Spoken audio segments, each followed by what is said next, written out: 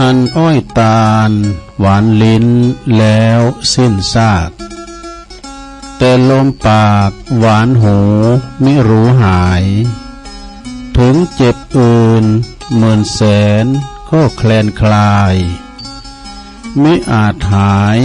เหมือนเหน็บให้เจ็บใจ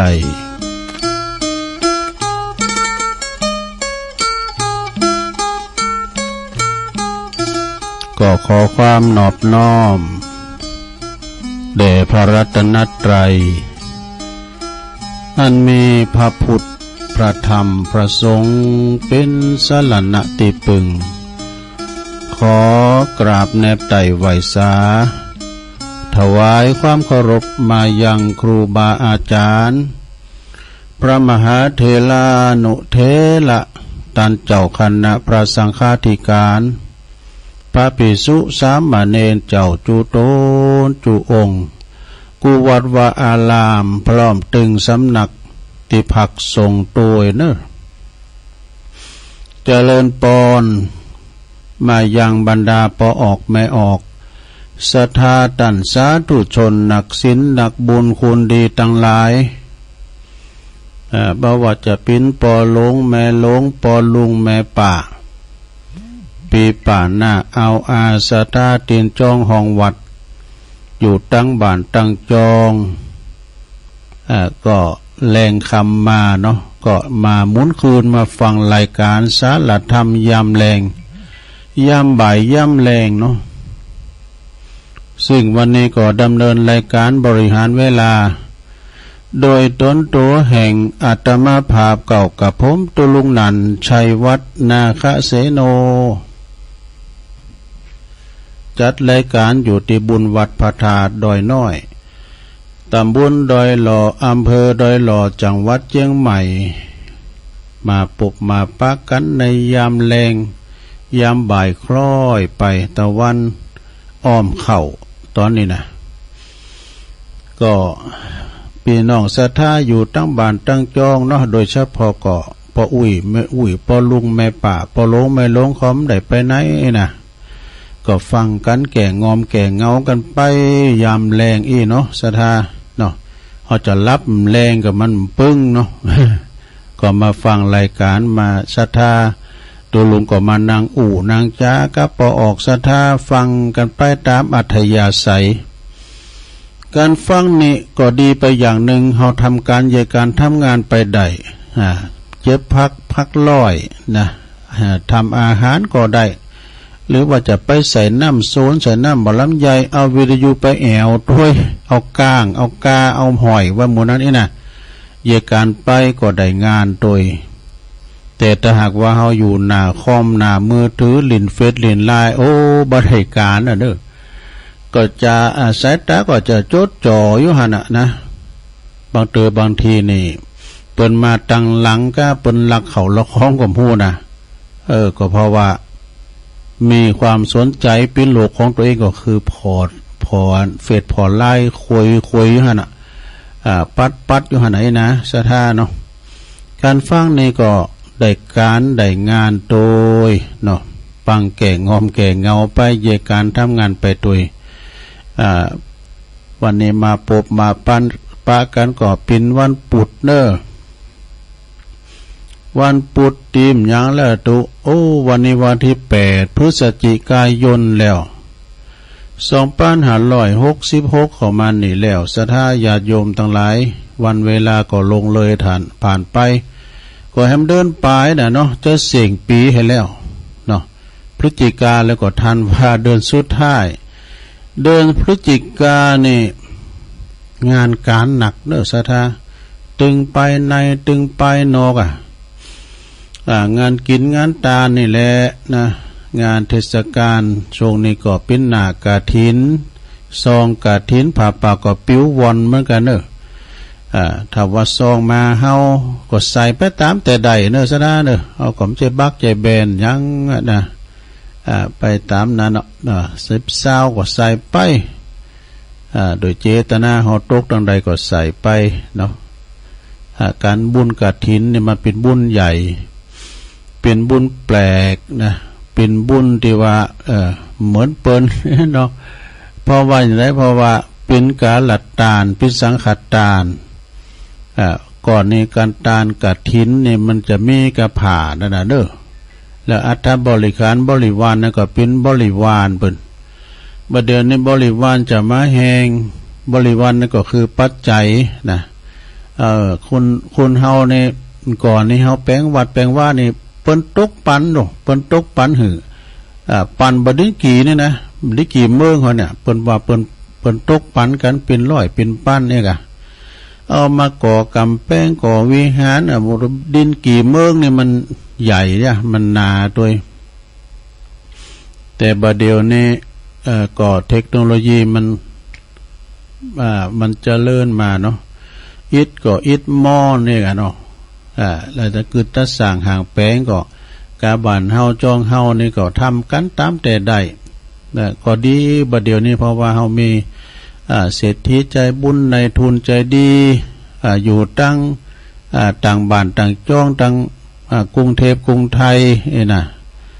เปิ้นก็มาช่วยกึดช่วยสร้างปีไหนเปิ้นก็มาต้านเป็นร้อยเป็นพันเป็นหมื่นเนาะการก่อการสร้างนี่ก็จะลุกวยแล้ววยพองอันจะลุกวยแล้ววยนั่นก็ต้องพอเนาะบารมีของครูบาอาจารย์แต่ละตุนบางทีเฮาไปสะดุ้งนะอลังการงานสร้างวิหารสร้างโบสถ์ก้าแปลงอย่างต่างๆภายในวัดแนวทาวรวัตถุโอ้อลังการงานสร้างเปิ้นแปลงใหญ่แปลงโตแล้วก็สวยงามตัวนะเป็นจิตรกรรมเป็นฝาอย่างก็ดีเป็นดอกเป็นดวงหนาแหนบก็จอฟ้าปั่นลุ่มก็วิหารนี่นะเนาะซะนะมันก็งามแต่บางตุนบางองค์เนี่ยปนแปลงวยแต่คือเนี้ยก็ลูกวยแต่แบบปิ้นแบบบ้านแบบปั้นนี่สักตะใดพอก่อมงามคักแปลงอันนั้นแปลงก่อนแล้ววยลูกวยแต่มันนั้นบ้าไข่ป้านนีดมันไม่ไข่งามไม่น่ะบางพองพุทธวานเนาะฉะนั้นช่วงนี้น่ะนี่ก็เป็นหน้ากฐินผ้าป่าเนาะบึดก็วัดไต่บึดก็วัดเนอบึดก็ตอนเจ้าบึดก็ตอนบ่ายเนาะสถานงานสังคมเนาะงานสังคมบึดก็งานเขาดำงานศพงานสากตัวนี้น่ะสถานญาติโยมทั้งหลายอันนั้นก็จะไปลืมเด้อไปเตาตีได้เวลางานเป็นงานตายเนี่ยมาเตอสถานตายมาถึงตึกเตอเดียวรำหันกันซ้ำปอสองแล้วเนาะงานอย่างอื่นยังแคว้นอยู่นะงานกินแขกแต่งงานนี่ยังปอตอฮือเตอแต่งานเป็นงานตายนี่สถานต้องไปผอไปคอยกันไปลากันเนาะไปสูงศพไว้นะหรือว่าไปสงเคราะห์กันงานนี่เป็นงานตึกเนาะบางที่นี่ซะนะลูกเต่าเหล่าล้านเนี่ยหู้จักกันก็มีนะพร้อมยังเพราะว่าตั้งเก้ามันตายไปนะครับตั้งปลายมันก็หัวตั้งกลางก็บอกว่าอันนั้นเป็นลูกปอนนั้นแม่นั้นเป็นหน้าเป็นนงสูก็เนอเนาะอันนี้เพราะว่าสุดจินใหม่ก็เลิศจินโลสุดจินโลก็เลิศจินลานไปต้องแนะนำเขาเด้อบางทีละอ่อนนักเลเนี่ยแม่บ้านนั่นน่ะมันอันน้ำสกุลเดียวครับเปิ้นเนี่ยน่ะเราความจริงเป็นพี่น้องกันน่ะพ่อแม่บอกได้หรอเนาะ ต่อไปขอประกาศอันนี้กันรายชื่อและนามคืนบุญต่างๆก็ขอขอบคุณสถานีวิทยุในเครือข่ายที่เปิดรับสัญญาณรายการธรรมะชงเวลาตั้งแต่ 15 ถึง 17 นาฬิกาคือบ่าย 3 โมงถึง 5 โมงขอบคุณสถานีวิทยุคลื่นธรรมะของชุมชนวัดห้วยตองซักFM 98.75 เมกะเฮิรตซ์โซนใต้ซ้ายใต้ก็ฟังกันไปขอบคุณสถานีวิทยุคณะสงฆ์อำเภอฝางจังหวัดเชียงใหม่ FM 100.25 เมกะเฮิรตซ์พี่น้องแม่อายชัยประการฝางก็ฟังกันหลงหลายขอบคุณสถานีวิทยุคืนพระพุทธศาสนาการศึกษาและวัฒนธรรมวัดฝายหินFM 104.50 เมกะเฮิรตซ์องค์ขลุงในเมืองก็ฟังกันหลงหลายขอบคุณสถานีวิทยุมนต์เสียงธรรม มนเสียงธรรมในวัดบุพาลามอำเภอแม่แจ่ม FM 106.25 เมกะเฮิรตซ์เนอร์ขอบคุณสถานีวิทยุบ้านทุ่งเรดิโอ FM 89.50 เมกะเฮิรตซ์อำเภอสันป่าตองเนอของพ่ออุดมพุทธวงศ์นะขอบคุณสถานีวิทยุวิทยาลัยสงฆ์นครลำปางมจรลำปางวัดบุญญาวาสวิหารเนอ FM 106.50 เมกะเฮิรตซ์ขอบคุณตังท่านดร.จิรศักดิ์ปันลำผู้อำนวยการสถานีวิทยุโดยขอบคุณอาจารย์แอมเดอร์เนอร์เจ้าหน้าที่ที่เปิลเฝ้าเรียกว่าลิงก์สัญญาณนำรายการเสียงนี้ไปสู่ตันผู้ฟังพี่น้องตังลำปางนะแล้วก็ฟังตังแอปตังไลน์ตังระบบอินเทอร์เน็ตแถมเนาะ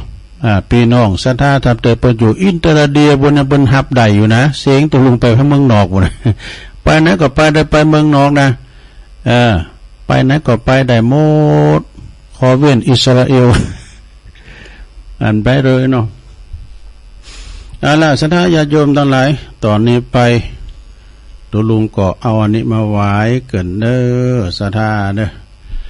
เป็นชีวิตเราที่แท้จริงเนี่ยชีวิตเฮามันเนี่ยเนาะในวัฏสงสารเกิดมาแล้วต้องใจชีวิตนะใจชีวิตแบบมันบ่เหมือนกันบางคนก็เกิดมาล่ำมารวยบางคนก็เกิดมาอับจนกันอยากบางพองก็ปานกลางพออยู่พอกินต้านไปจะนั่นเนาะสัทธาเปิ้นว่าชีวิตเฮานี่มันก็วนเวียนอยู่แบบนี้แหละนี่นะเดี๋ยวก็เจ้าเดี๋ยวก็เย็นคือมาเดี๋ยวก็เจ้าเดี๋ยวก็ค่ำไม่กะวกไปวนมาแต่สิ่งที่เปลี่ยนไปนั่นก็คือร่างกายของเราแล้วก็ความหูซึกแล้วก็ที่ว่ากำลังเปลี่ยนไปเลยเนาะกำลังวังชาหอมก่อนนี่แข็งแรงหนาแดงแสงเหอขึ้นดอยปิ้นมอนนะแบกโลในติมบ่าและตักน้ำหาบโล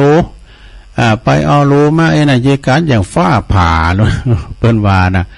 เยการอย่างฟ้าผ่านี่นะแต่เวลาว่าเฮามีวัยยะคือความเสื่อมเฮาใหญ่หน้ากาบานมาแล้วความเสื่อมกำลังเฮาก็ทดถอยไปเป็นธรรมดาแต่ก่อนในสุมาเตลุงนะประวามก่อนนี่นะตุปอนะกินเหล้านะปิดโคดอ่ะไอ้ดอกเดินสัก2ต้องเนี่ยโอ้หน้าร้ายตาร้ายผีพอเพราะว่าเลือดลุ่มเฮามันเหมือนเก่าแล้วเนาะมันเหมือนเก่าแล้วสัทธาญาติโยมทั้งหลายเพราะว่าร่างกายมันก็สู่ร่างกายแห่งความสูงวัยความแก่เข้ามาเยินแหละเพราะว่าเฮาเริ่มแก่ขึ้นมาแล้ว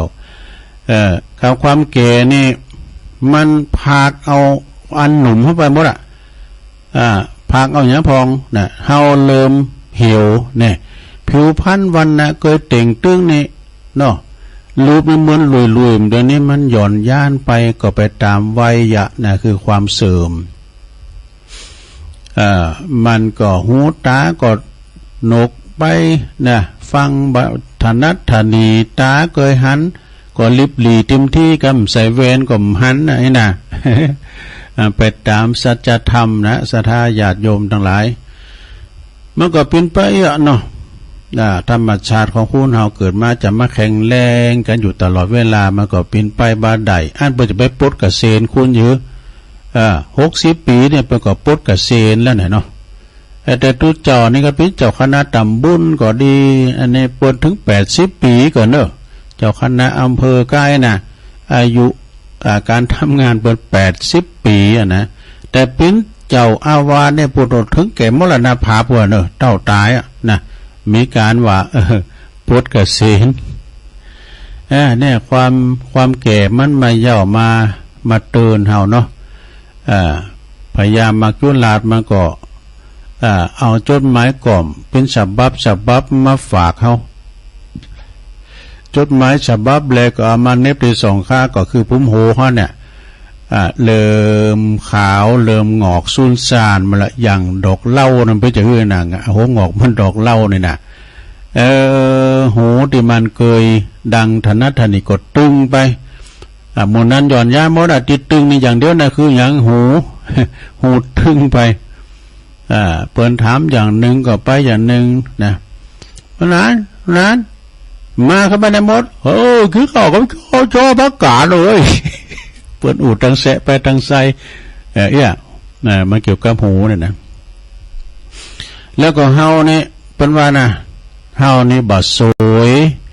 เริ่มแต่เหมือนแต่ก่อนนะมันไปสวยได้อย่างได้นะความหล่อความเราความสวยความงามมันก็ไปตามวัยเนาะมันก็อย่างง่ายๆนะอย่างมือถือกันเนาะมันมาใหม่ๆออกใหม่ๆต้องเปิ้นนิยมชมชอบกันเนี่ยเอาเขาขันรุ่นนั้นมาทับรุ่นนั้นมาทับรุ่นนั้นมันก็ไปตามอันเนาะสัจธรรมเราไม่สวยเหมือนแต่ก่อนพระจะมาทรงความงามเป็นอมตะได้มันก็ย้อนย่านไปเหี่ยวแห้งไปเป็นธรรมดาโกกะนาโมไปก่อนนี้ตัวลุงโอเสือเป็นละอ่อนนะพรหมม้ามให้ได้ลายตัวมันขึ้นนะพอมันขึ้นก็ไม่แล้วก็เราเลี้ยวแรงอ่อนลงเนี่ยบ่าแห้งเฮานี่ก็อ่อนลงไปนะศรัทธาจะขึ้นคันใดแต่ละขันจะลุ่งคันใดแต่ละขันลุ่งกำสี่รู้ลุ่งกำสี่แล้วก่อนนี่เฮาขึ้นด้อยปิ้นมอนนี่เดี๋ยวนี้มันเหมือนแต่ก่อนนี่ไอ้น่ะสัจธรรมนะเนาะศรัทธาเนาะ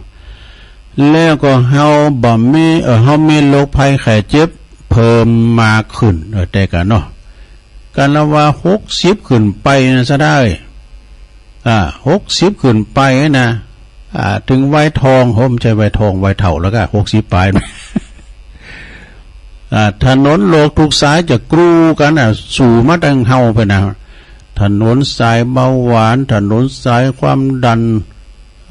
ถนนสายโลกเก่ามันมาเป็นอย่างเพื่ออย่างนะจะนั่นรักษาสังขารถาดขันไว้ดีๆนะหลวงเด้อจะไปเหตุมันมีโรคภัยไข้เจ็บก็ไผจะไปห้ามได้เนาะมันดึงไปปะกันห้องยาหมอดาตุลุงวามก่อนนะปะกันห้องเหล่านี่ยำหนุ่มอยู่เท่ามาปะกันห้องยาก็ไปมันได้ก็ไปปะหมู่เก่านั่นก็เปิ้นยมันนัดเหมือนว่าเปิ้นนัดแต่หมอนัดก็เรียกว่าได้ก็ไปหันนั้นกู้ภัย55นั่น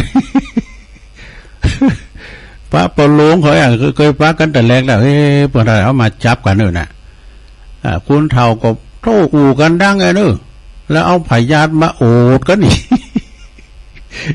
แล้วก็อู่กันดังหูหอมดีอะไรคุณเท่าผมนึกออกเอากันอักใส่หมอก็เนี่ยก็คุณเท่าอย่างนั้นเจอแนวดึงเก่งใจเนี่ยกันเอานี่ก็หูมันดีเนาะตัวลุงก็ไปฟังเปิ้นอันนี้คนเฒ่าก็มาถามว่าตู้ไปอย่างตู้ตู้ก็หมอนัดไอ้เลี้ยวแรงก็อ่อนลุงนี่ศรัทธาญาติโยมทั้งหลายมันเลี้ยวแรงอ่อนลุงแล้วก็เฮามีโรคภัยไข้เจ็บมาเพิ่มมาขึ้นโรคภัยไข้เจ็บนี่เฮาว่าไปเจ็บเน้อมันก็ยังเจ็บอยู่นั่นมันเป็นอันนี้จังเน้อมันใจของเฮาสักอย่างเฮาบังคับบัญชามันบัดได้แต่เป็นไปตามวัฏสงสารว่าคือเวียนว่ายตายเกิดนี่คุณเฮานี่เกิดตอนใดก็ตายตอนอันเนอะศรัทธาญาติโยมทั้งหลายไผนี่มันตายเหมือนกันหมดอยากดีมีจนคนรวยคนบ่ารวยสูงดำต่ำขาวคน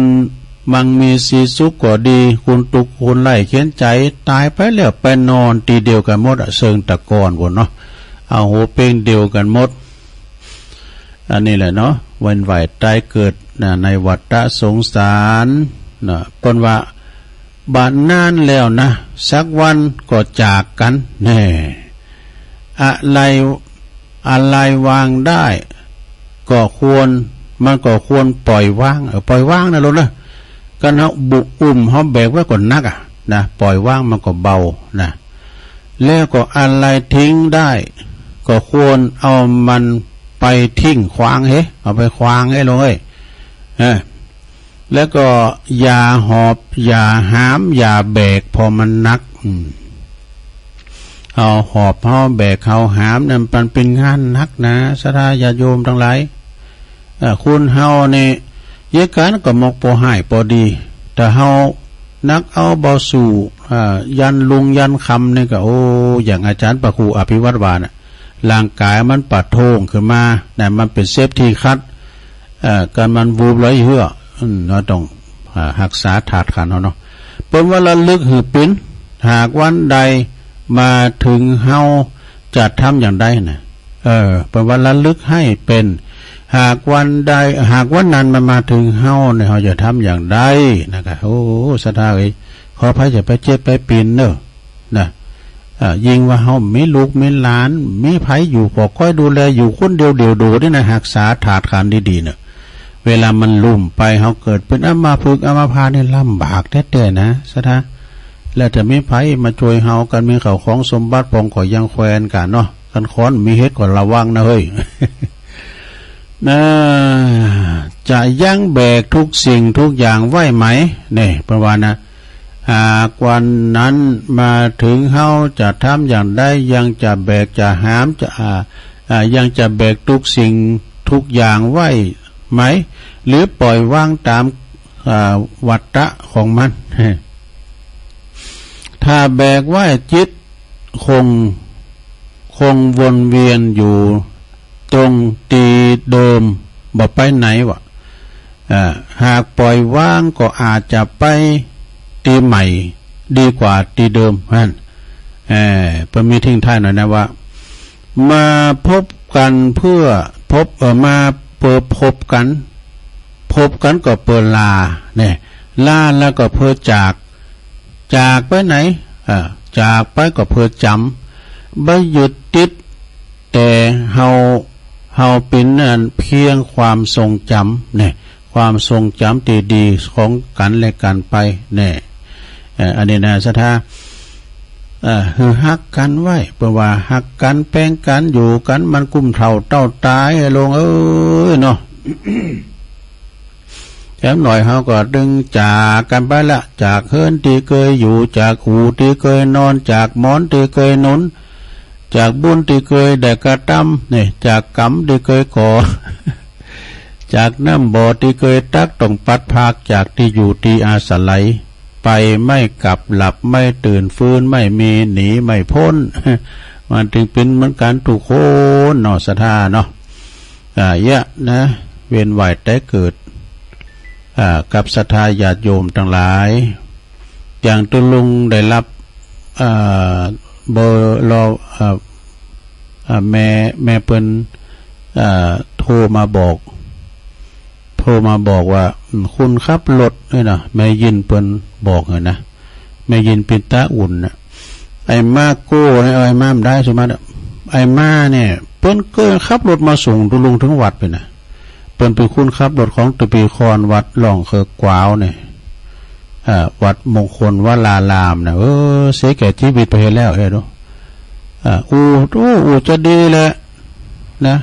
ไอ้มาเนี่ยแล้วก็เสียแก่ชีวิตไปโปรลงทองคำเนี่ยแสดงความเสียใจด้วยเนาะ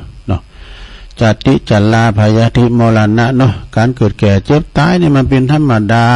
แม้แต่พระพุทธเจ้าของเฮาก็ยังเข้าสู่นิพพานเนาะเอากูก็เลิงตายดูเอาไปเลิงใหม่ก็เนาะ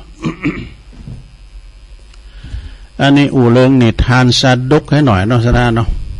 เอามาเล่าสู่จูกันฟังทรัพย์ที่ซ่อนอยู่นี่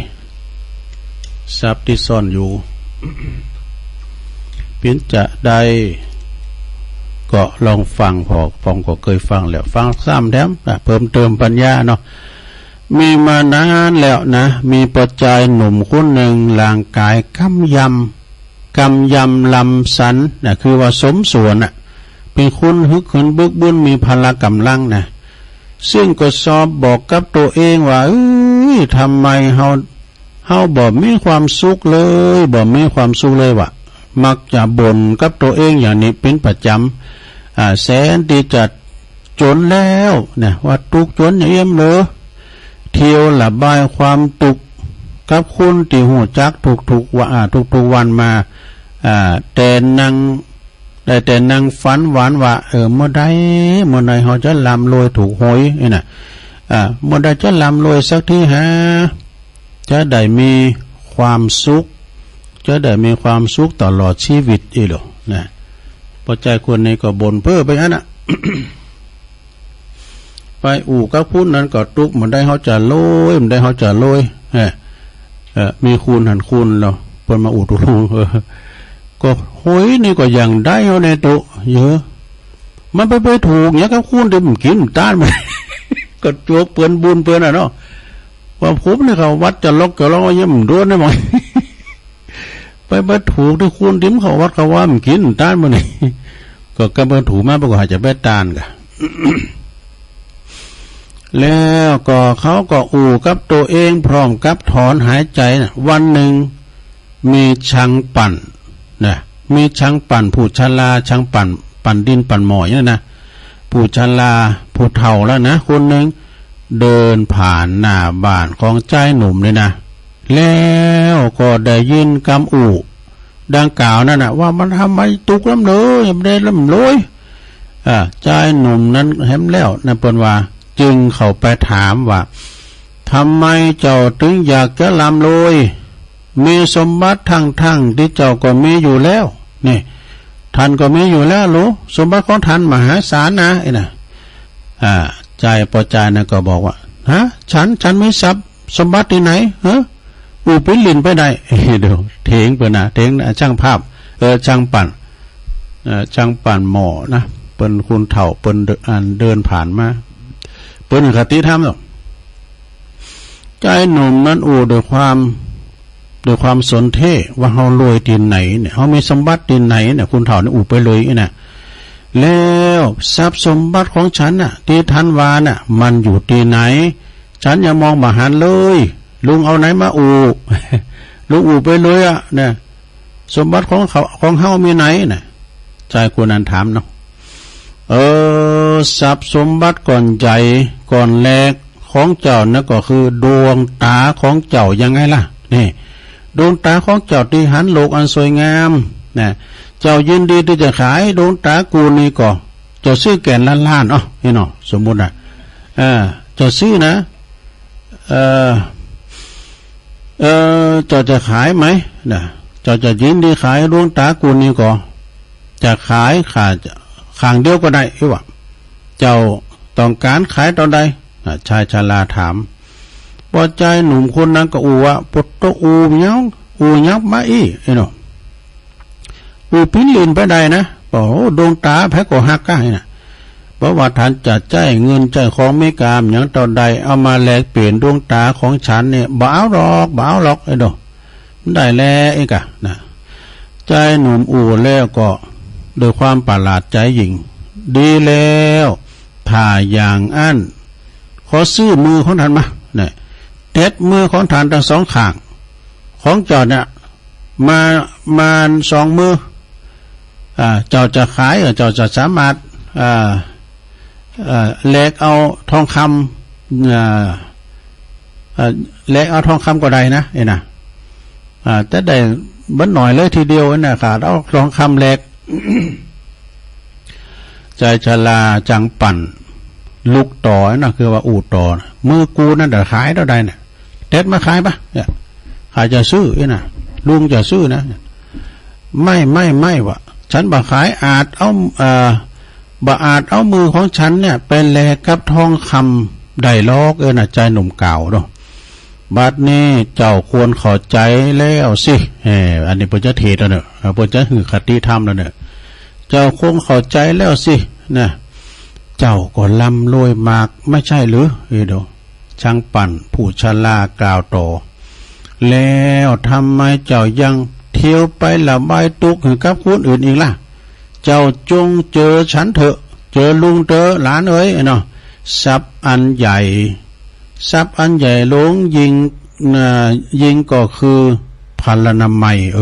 แต่กันลงเนาะมาลงตีนี่เนอะสุขภาพพลานามัยเนี่ยลงเนอะสุขภาพพลานามัยอันสมบูรณ์แล้วก็ทรงพลังวังชาอันเป็นพลังวังชาของเจ้าเนี่ยนะซึ่งบ่ว่าจะใช้เงิน ทองบามากน้อยเท่าใดเอามาแลกซื้อเจ้าก็บ่ขายแต่กันเนาะแต่เลิศเนี่ยขายเนอะซะนะสัมพองในเปิ้นว่าต้องการเดินนะบนดูดเอาเลิศก็มีนะเนี่ยร่างกายกำยำของเจ้าเนี่ยมีโรคมีภัยเอาแหงตุ๊บแหงปอไปเยการเวกเนี่ยเพราะว่านักเอาบ่สู่น่ะโพดโธกันว่าเจ้ามีเงินมีคำหนักปานได้ก็ตามทาว่ากำลังของเจ้าบ่มีนะมันก็บ่สมบูรณ์เนาะเมื่อใจชราคนเฒ่านั้นจังปั่นอูจบแล้วก็เดินจากไปนี่เดียวจากไปวะเมื่อแล้วก็เปิ้นบอกว่าอันนี้เปิ้นเท่าความเนาะหลายปันปีมาแล้วเนอศรัทธาเด้อที่มนุษย์คุณเฮานี่ฮู้ดีกว่าเพราะว่าที่มนุษย์ฮู้ดีว่าการที่มีสุขภาพพลานามัยที่สมบูรณ์นั้นนี่เป็นทรัพย์สินอันประเมินค่าไม่ได้นี่อันประเมินค่าบ่ได้ของมนุษย์นะมีพละกำลังเปล่งดังจ้างไปศาลเนี่ยนะต่อหือรวยล้นฟ้ามีสติปัญญากว้างดังมหาสมุทรก็บ่อาจมีความสุขเท่ากับเป็นคนที่มีสุขภาพดีแต่กันเนาะศรัทธาญาติโยมทั้งหลายมีเข้าของเงินทองสมบัติประสาทานแก้วแหวนสันสิ่งเนี้ยก็ตามเถอะนะเฮานั่งอยู่บนหล่อเข็นน่ะเอาอย่างไร คุณนันโรยติบเทียเนาะหลายร้อยล้านเนาะสมมตินั่นนั่งอยู่บนหล่อเข็นลูกหลานตันเต่าก็มากระซิบกระซาบกับอ้ายที่เปิ้นมีกำลังนะอ้ายเฮาแลกเปลี่ยนกันบ่นะให้มาเปลี่ยนอีป้อนะเฮ้ยสักตังสัก2 ล้านเนี่ยนะมันจะเอาฮะ แล้วอีป้อเอาอันแข็งแรงอย่างอ้ายนายน่ะแล้วมันจะเอาหมดสุขภาพที่ดีก็หมายถึงดีทั้งกายดีทั้งใจแล้วก็สังคมจิตวิญญาณดีหมดนะขอให้มันมีความร่างกายสมบูรณ์ดีทั้งกายก็หมายถึงหู้จักดูแลสุขภาพดูแลรักษาปรุงแต่งให้ร่างกายของเราแข็งแรงบ่มีโรคภัยไข้เจ็บเน้อมีโรคภัยไข้เจ็บแต่ประการใดแล้วเปิ้นก็บอกว่าดีทั้งใจในหมายความว่ามีจิตใจอันงดงามเนาะคุณงามเนี่ยงามตึงนอกตึงในคนจะงามน้ำใจใช่ใบหน้าคนจะสวยจัญญาใช่ตาหวานคนจะแก่ความรู้ใช่อยู่นานคนจะรวยสินทานใช่บ้านโตเนี่ยคำกลอนประเมนะดีทั้งใจก็หมายถึงดีจิตใจงดงามนะเป็นไปด้วยความเฟื้อเผื่อแผ่นะเป็นไปด้วยความเมตตาพาลุ่มถึงพร้อมด้วยความมีน้ำจิตน้ำใจเฟื้อเผื่อแผ่ต่อมนุษย์คนเฮาเหมือนกันเนอะหันแก่โตนะมีความยินดีแล้วก็มองโลกในแง่ดีนะหันเนี้ยก็ดีหมดดีเนาะดีกาอย่างหลวงพ่อดีกานะโอ๊ตเข่า2 ขาก็ว่าดีกานะแล้วก็ดีทางจิตวิญญาณเราดีทางจิตวิญญาณนี่ก็หมายถึง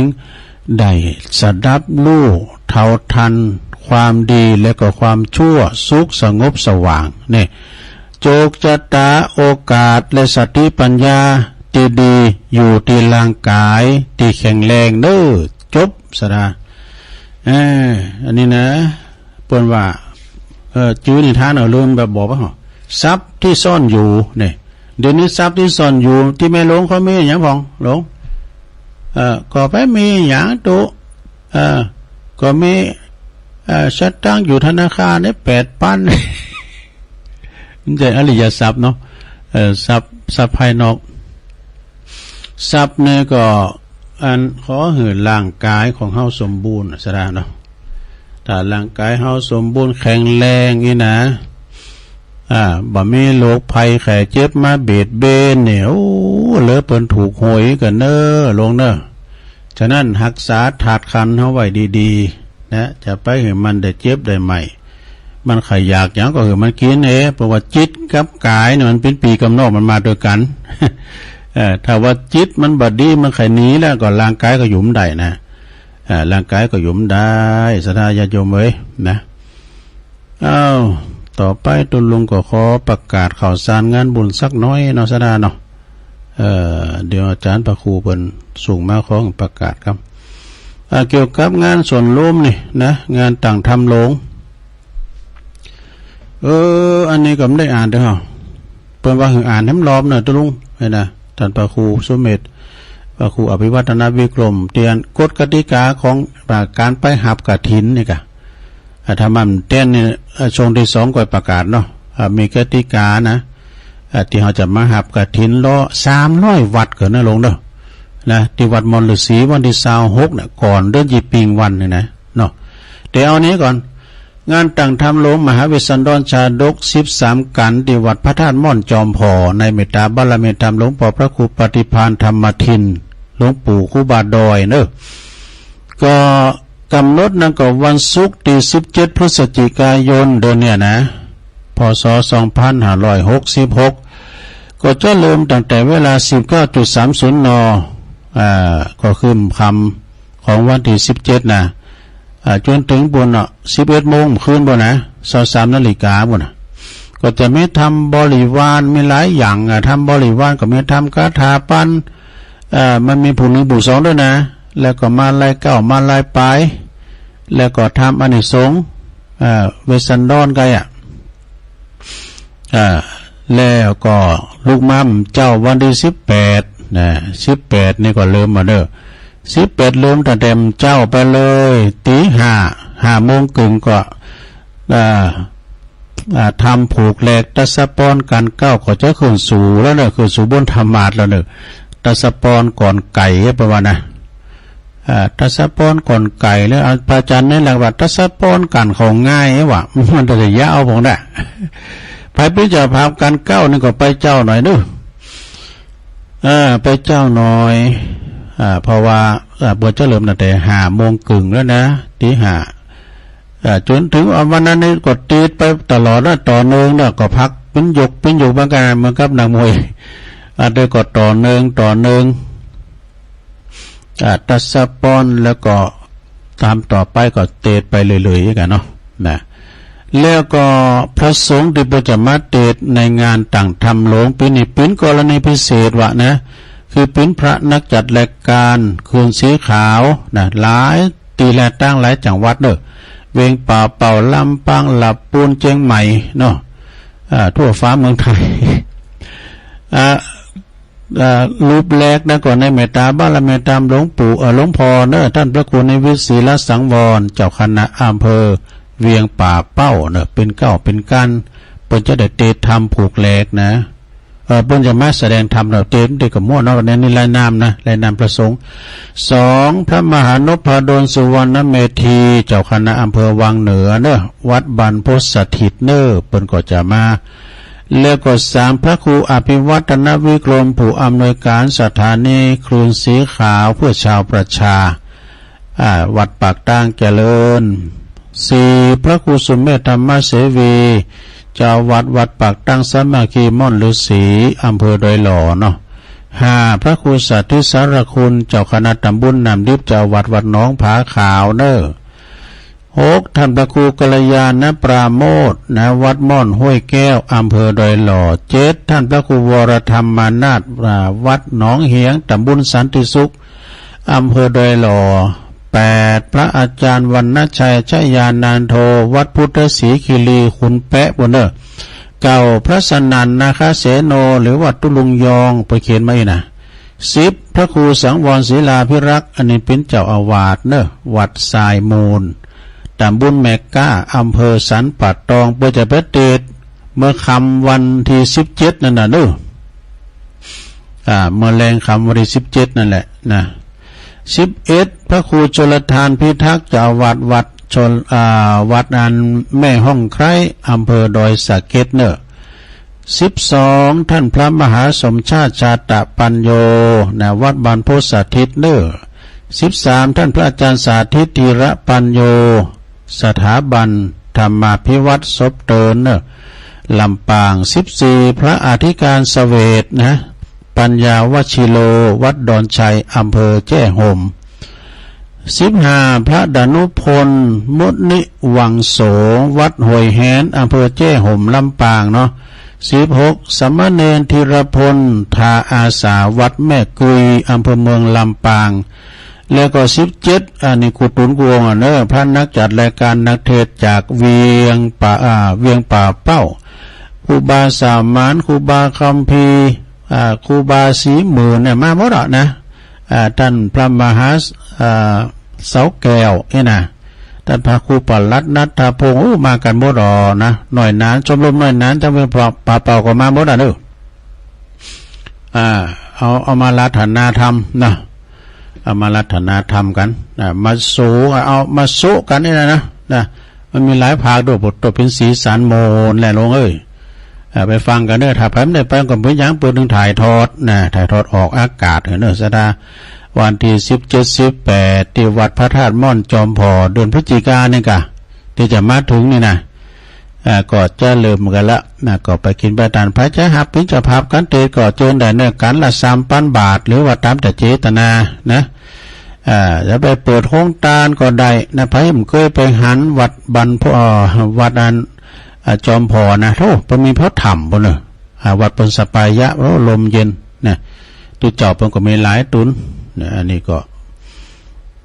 ประชาสัมพันธ์ไปตั้งหลายก็มีเจระพีพันธ์เครือโยนั่นนี่ฝางบนเลย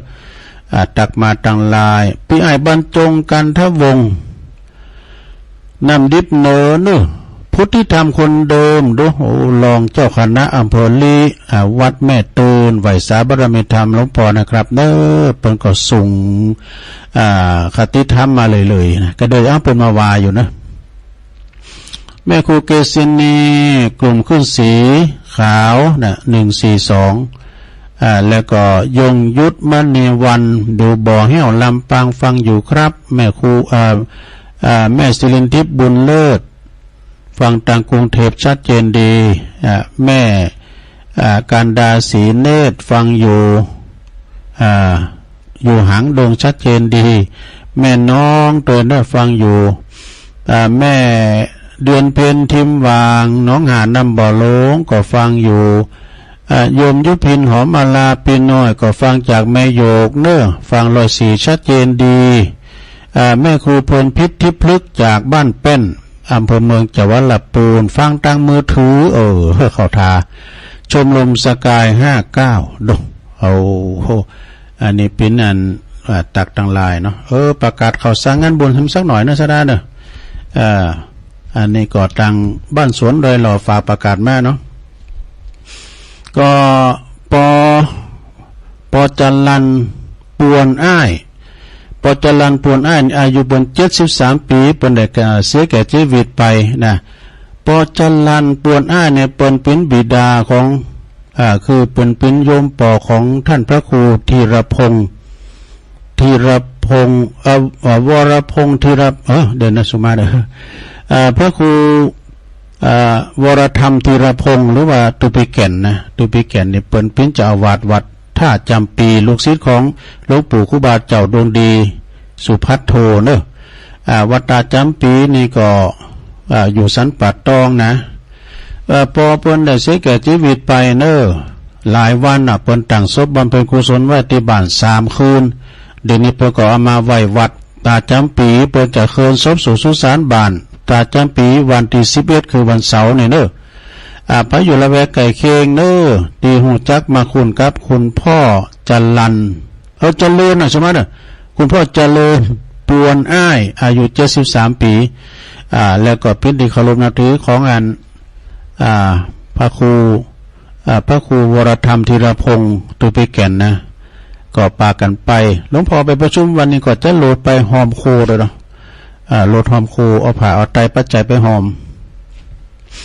เดินมาก็ครูบาอาจารย์ก็หนักนะที่เปิ้นเอาไปหอมเปิ้นก็ถ่ายเฟซถ่ายไลน์มาให้พอตูลุงก็ไม่ได้ไปแหละความจริงก็ฮู้จักเปิ้นนะเปิ้นก็เอาไปช่วยงานเปิ้นเตอเหมือนกันนะตุปิแก่นนะ ฉะนั้นก็เพิ่นจะเกิดศพวันเสาร์ที่11เนอะอันนี้ข้อมูลจากพี่นันผลนะฮะบ้านสวนดอยหล่อเอาละเนาะสักท่าเหลือ10นาทีตัวลุงจะพักเบรกจะลองเปลี่ยนบรรยากาศพระจะโทรมาก็โทรมาเหรอนะแจ้งผลการรับฟังเนาะวันนี้ตัวลุงก็ได้รับมอบหมายถวายเวลาจากท่านพระครูอภิวัฒนวิกรมนะเปิ้นไปตอนเจ้าก็อยู่ด้วยกันช่วยงานที่วัดปากทางสามัคคีม่อนฤาษีไปช่วยงานนั้นม่อนฤาษีก็งานบุญกฐินชันเพลนแล้วเปิ้นก็บอกว่าตัวลุงไปเข้ารายการนะครับเนาะนะแล้วก็ท่านพระครูเขาในเปิ้นก็ไปวัดใหม่สันตึงกับกฐินตอนบ่ายแล้วก็ยกยอดชัดเจดีย์ตัวลุงก็มานางอู่นางจากับศรัทธาญาติโยมเนี่ยนะเนาะเอาเปิดสาย0899556506มีก็โทรกันเข้ามาเด้อมาแจ้งผลการรับฟังกำเดียวก็ตัวลุงก็ยอบยั่งฉันน้ำการนำกรรมก็เดี๋ยวจะเตะทำนะลุงเนาะจะเตะทำทำอย่างใจยะสังกะหะเด้อ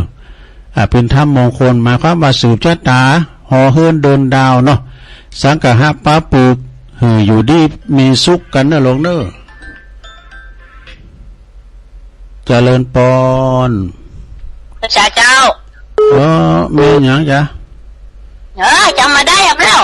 ลืมไปแล้วแม่ซีกูนะแม่น้อยก็โอ้จ้ะแม่น้อยตาถูกวันนี้เข้ารายการแหละเข้ารายการชัดเจนเด่นเนาะแม่น้อยเนาะลำปางมาก่อนนะชัดเจนดีเดี๋ยวนี้สาธุเนอชัดเจนไปติ๊กโอ้ยินดีหลายๆสาธุลำปางมาก่อนแล้วเจริญปอนไว้เช้าปางกุยว่าชัดเจนดีครับผมน้องเบลเนอยินดีเนอสาธุเจริญปอนเจ้าท่านนั้นมันได้เสียงวันนี้เสียงเป็นได้เสียงใหญ่ๆหลวงๆงั้นน้ำเนื้อนะอันเปิ้นถ้าระบุทำตรงน่ะเสียงอย่างหนังไข่ย่ากันน่ะแม่สุขแม่จันศรีสุขาเนาะเจ้าใจบอกกำนำเจ้าเสียงก็สัตดีนี่แล้วก็มันยิบเสียงลงไปฟังเสียงก็เสียงมันก็ชัดดีนั่นน่ะแต่มันเสียงลงเสียงโอ้ยอย่าไปวัดนี่มันอย่างไอ้นี่ก็อย่างหนังไข่ย่าก็ยินดีแม่เนอเป็นแม่หมูข้าวยักษ์ป้อนต้มเดียวกันสาธุสาธุ08995556เจ้าตุลุงอยู่ตั้งได้เจ้านี่มาตั้งตะกำเนอะแม่หยังแม่บุญศรีเจ้ามันแรงมาเจ้าได้ยิ้มฉันแม่บุญศรีสร้างเองเจ้านี่ไม่เป็นหยังก็เจ้าก็เอาใจเลี้ยงกำเนอะตุลุงเนอะอันมอลเลยตีวันที่26เนอะได้ปากกันแห่งกำมอลเลยสี26อ่ะกระถิน300 บาทวันนั้นขอห้อมไปแล้วว่าไหนอันปากกาเหมือนยังกับน้องโมเคลพี่ยังเลยใส่ซองไปที่ตุลุงนะกับวันนั้นนะกับมันติดนั่นน่ะดีแล้วเจ๊ก็เลยใส่ไปเลยเนอะน้ำโมทนาไปแล้วโมทนาเจ้าไหวจ้าเจ้าจะไปปักกันก็ปุ่นวันที่13 มกราเนอะวัดต้นพึ่งในเมตตาบารมีธรรมอาจารย์ท่านพระครูท่านพระมหาธีรพันธ์ธีรกิตินะปริโยคเก่าปัจจุบันหล่อพระเลยเจริญปอนวัดสาข้าท่านปอนลามเนาะปอนลามเซียนท่านแล้วก็เรื่องสายนะคนเรามันหนีคนเนาะนะกะเงินเดือนดาวเปลี่ยนต้นไม้เปลี่ยนกันอยู่กันไปว่าตอนไหนลุดเป็นไหนมาใหม่ในโบราณเชียนเจริญปอนไว้สาครับบทนัดมาแรงได้ดีแล้วครับผมเยอะครับผมเป้าหมูสีมาแล้วครับผมไว้สาครับขอบคุณบทนัดหลายสาธุแม่เหลียวว่าเพิ่นฟังกันหลายไอ้ดอกแม่โนนเขาก็ฟังท่านคงเป้านี่นะงานแตนคำเจริญปอนเจ้าไว้สาเจ้าแม่บุญปันแหละ เจ้าศพเตี้ยมาแล้วฟังอยู่กระถินมาแล้วก็แม่กระถินตันไปแล้วเนาะตันแล้วเจ้าตันแล้ววันที่4เจ้าอันนี้ตันวันที่5ก็แล้วเวลาลงใจเนาะกำมันแล้วไปนะเจ้าแล้วเจ้ากำมันแล้วเนี่ยมันอึดอัดแล้วมันลงใจแล้วเจ้าตัวนั้นไม่ไหนเหมือนนั่นก็ห้องตัวยินดีอ่ะเนี่ยแม่บุญปานเด้อเจ้าไว้จ้าเจ้าตูเจริญปอนสายมันรู้ท่านนั่นก็เอาใหม่ตั้งใจนะกะนั่นน่ะออกเงินเดือนดาวเปลี่ยนเหมือนต้นไม้เปลี่ยนกับอยู่กันไปนะกะนั่นน่ะเวียนว่ายตายเกิดเมื่อถึงข้าวข้อมันหนีแบบพ้นเมื่อถึงข้าวข้อความตายนั้นมันมาถึงตนน่ะเราทุกคนอาจอยู่ได้ได้ยินก็ได้ยินกันเมื่อถึงข้าวข้อเวียนกรรมนั้นมันมาถึงตนเราทุกคนอาจอยู่ได้เวลาเจ็บเปลี่ยนเราเย็นเมื่อยไข้อย่าตายวันใดบ่ฮู้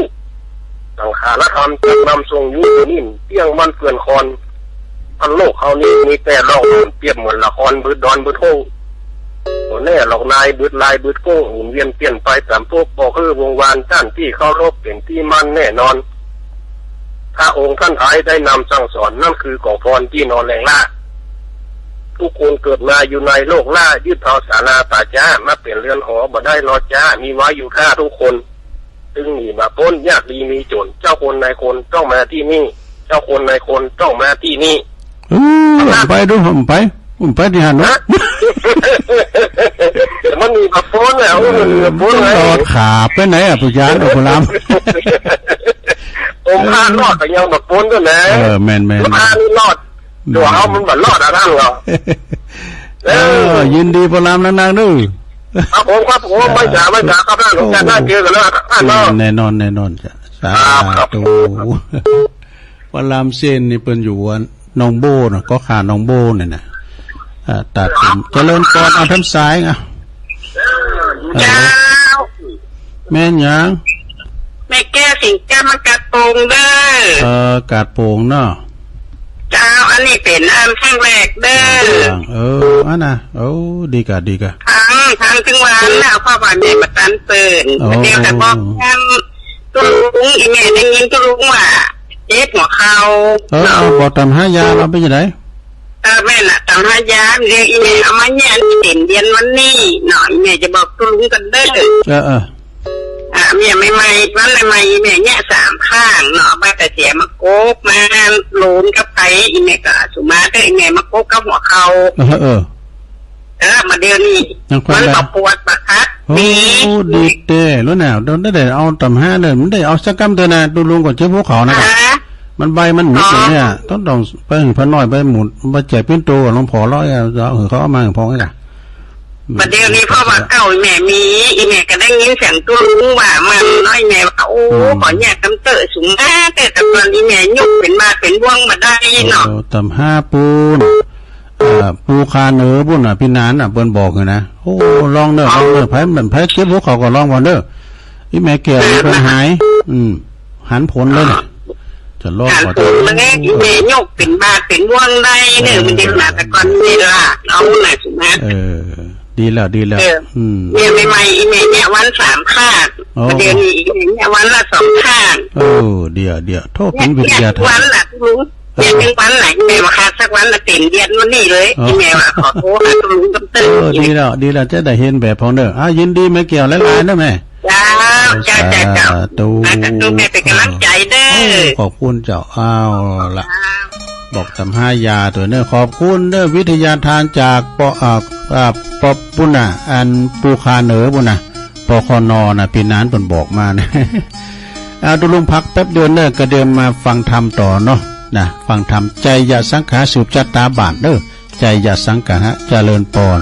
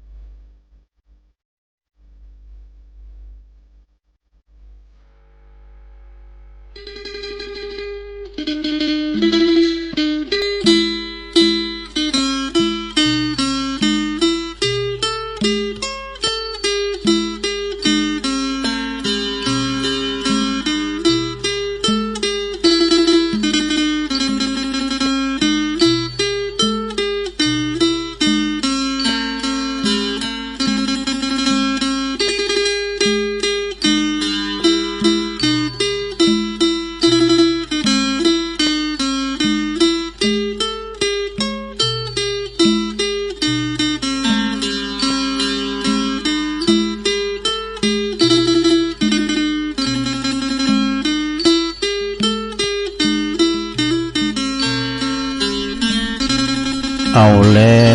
วศรัทธาญาติโยมทั้งหลายตุลุงก็ขอเจริญพรในช่วงที่สองสุดท้ายหลังจากที่จิบน้ำจุ่มคอเตียวไปเตียวมายืดสินยืดสายให้หน่อยนึงก็มานั่งนั่งจ่าแถมชั่วโมงหนึ่งนะศรัทธาญาติโยมทั้งหลาย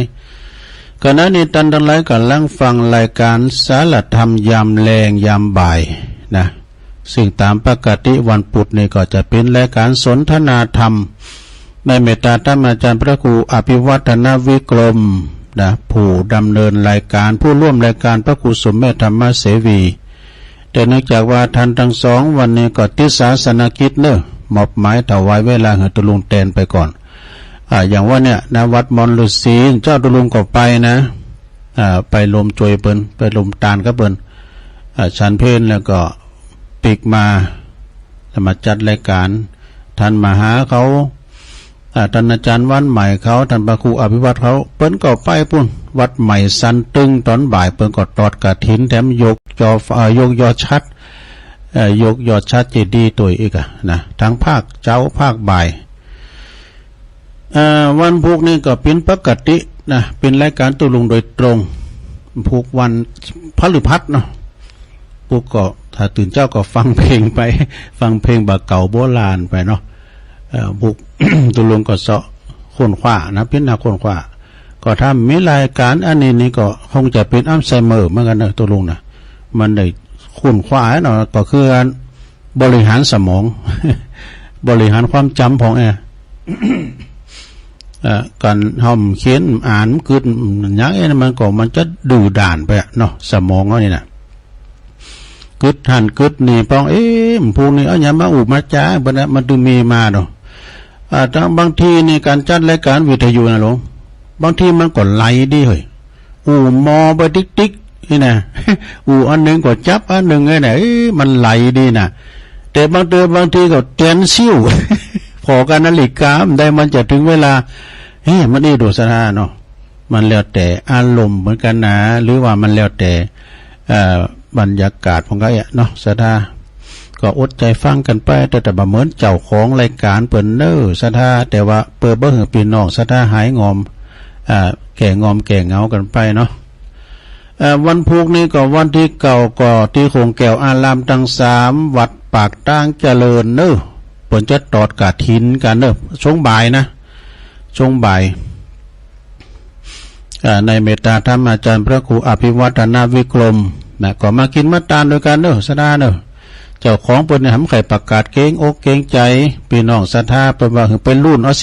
11ธันวาเปิ้นว่าวันสวดอิติปิโส108จบพุ่นน่ะอันปุ่นนี่จะเป็นงานใหญ่ได้แต่เด้ออาจจะมี3สงฆ์รายการกันนะสงฆ์เจ้าก็ทำบุญตักบาตรทักษิณานุปทานทรงก่อมงก็สืบเจ้าตาอย่างกะทรงแรงมาก็ฟังเทศน์ฟังธรรมแล้วก็ฟังสวดฟังเจริญพระพุทธมนต์ฟังเทศน์ด้วยวันที่11ธันวาเนาะหลังจากวันที่เก่าพูดแล้วก็วันที่10ก็ที่วัดมณฑาทิพย์เนอะนี่จังแม่นายคุณนายพรทิพย์โลตการนี่เพิ่นจะมาตานศาลาเลยตอดกฐินตัวนะตานศาลาแล้วก็คำแรงมาเพิ่นจะมีการพุทธาภิเษกเนอะพระพุทธรูปเจ้าปิ่มปาเป็นพระเจ้าเก่าตื่อจำลองเปิ้นมาประดิษฐานไว้ ที่ในศาลาเนาะจะมีสวดมนต์ตันโดยเนอะเจริญพระพุทธมนต์สวดมนต์ตันฟังเทศน์ปฐมสมโภชธรรมจักรปวัตนสูตรนะแล้วก็ทำพุทธาภิเษกให้นะมีสวดเบิกทั้ง1 วัน จากปัตปทสีจอมทองแล้วก็มีขวนขอติบด้วยมัตตุปายาตตอนแจ้งเจ้ามา11นั่นก็ไขตาพระเจ้าเนอะอันนี้ที่วัดเหล่ามณฑาทิพย์เมื่อคืนวันที่10เป็นแข่งบอกไฟนะลงเนอะไปเป็นนักเลงบอกไฟทุกค่ายทุกคณะทุกวัดมาเนี่ยรางวัลที่1 5 ปัน2 5 ปันรางวัลที่2 3 ปันรางวัลที่3รางวัลที่2นี่4 ปันเนอะเทสกันมาเนี่ย5 3 5 4 3ที่1 5 ปันที่2 4 ปันที่3 ก็3,000นะ543ชมเชยมี2รางวัลละ 1,000 บาทเนอะความยาวไม่เกิน40เซนติเมตรนะอันนี้ก็คืนวันที่10เนี่ยเริ่มแข่งขันตั้งแต่ 8 โมงไปหรือว่า 2 ทุ่มเสร็จจากวันที่11แล้วก็12ก็ที่วัดม่อนห้วยแก้ววันที่11นะกะ11นะเนาะที่วัดม่อนห้วยแก้วอาจารย์สมหวังนะตอดกฐินเหมือนกันเด้อที่วิหารหลวงพุ่นนะก็เชิญกันได้แล้วก็หลายปิ้งตัวเนอะ12พฤศจิกาก่อนที่วัดน้องผาขาวเนอะเปิดชัดตอดกฐินสามัคคีกันนะไปกินแปะตานในเมตตาธรรมอาจารย์พระครูสัทธิสารคุณที่วัดน้องเหงตัวเนอะอาจารย์พระครูวรธรรมนาถโดย12นะ12พฤศจิกาเนาะหลายตีหลายตังเอาแล้วเนาะศรัทธาญาติโยมต่อไปเฮาฟังเทศน์ฟังธรรมต่างธรรมไว้ละนะวันพุธในจุงจะได้เทศน์ธรรมคุณแม่แม่เนี่ยก็ป้ากันติมนฤาษีแม่จันเพ็ญคำโพธาเนอะบ้านตาขามตำบลแม่เฮียอำเภอเมืองเนาะเปิ้นก็จัดต้านทำดึงผูกเนอะ